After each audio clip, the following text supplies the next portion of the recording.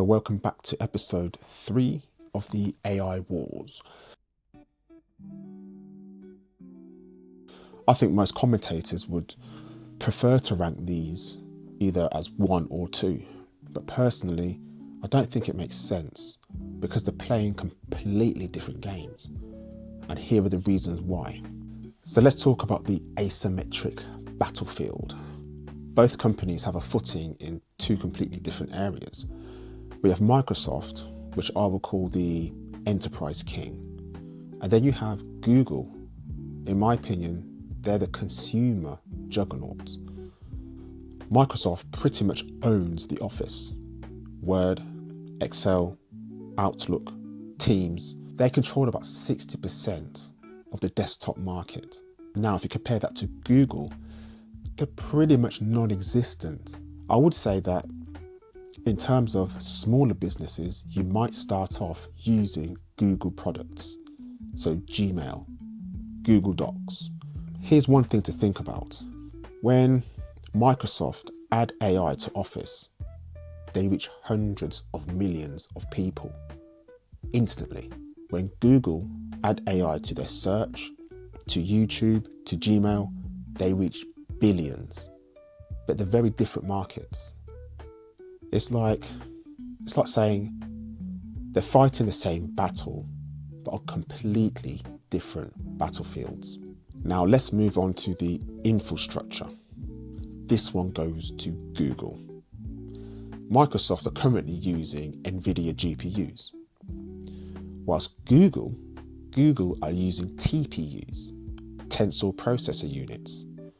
Tensor processor units are about 4 times faster than GPUs. They also consume about 57% less energy. They can undercut Microsoft and still make a profit.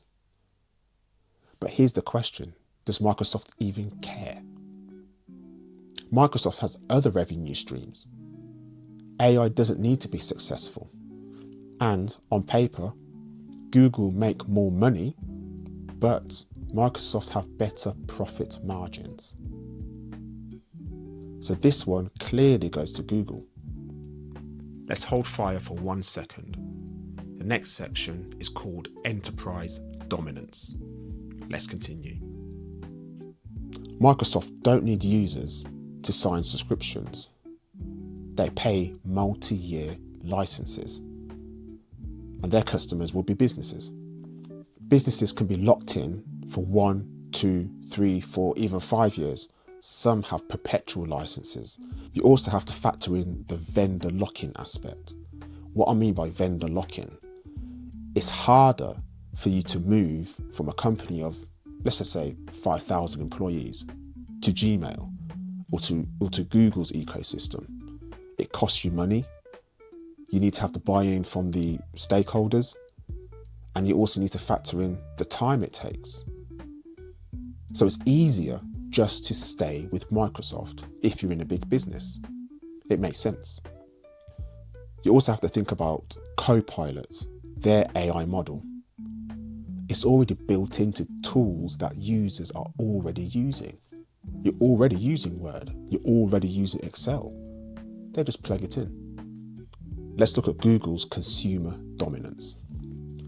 This one threw me. And you'll be thinking, well, shouldn't I understand some of these stats or know these stats beforehand? And you're right. So Google have 90% dominance on consumer search globally. That's crazy. That's pure domination. There's no space for anybody else. 90%. It's crazy, right? You also have to factor in with Google, they have 2 billion Android phones, 2 billion YouTube users, and 1.8 billion Gmail accounts. So when Google integrates Gemini with its products, it reaches more people than any other AI product on earth. Think about the magnitude for a second. Just think about it. But here's the drawback about the consumer market. They're more flexible than the enterprise. which is good for the consumer, but not so good for Google. So to sum things up, Microsoft wins the business market, hands down. Google win the consumer market. But the drawback about the consumer market is that it's not as loyal. The business side is way more loyal. You have lock-ins for many years. Now, if you look at infrastructure, definitely Google wins on infrastructure. They can undercut Microsoft, which they are doing, and still make a profit. So that one goes to Google. So we have OpenAI with Microsoft, and we have Anthropic with Google. Both of these companies also have to pay for compute from these cloud providers, being Microsoft and Google. So they're still making a profit no matter what they do. This is the reason why these tech giants are going to stick around. Whatever happens with AI, they have other revenue streams doing very, very well. So if you like this and you want to hear more, like, comment and subscribe. Be good to see you.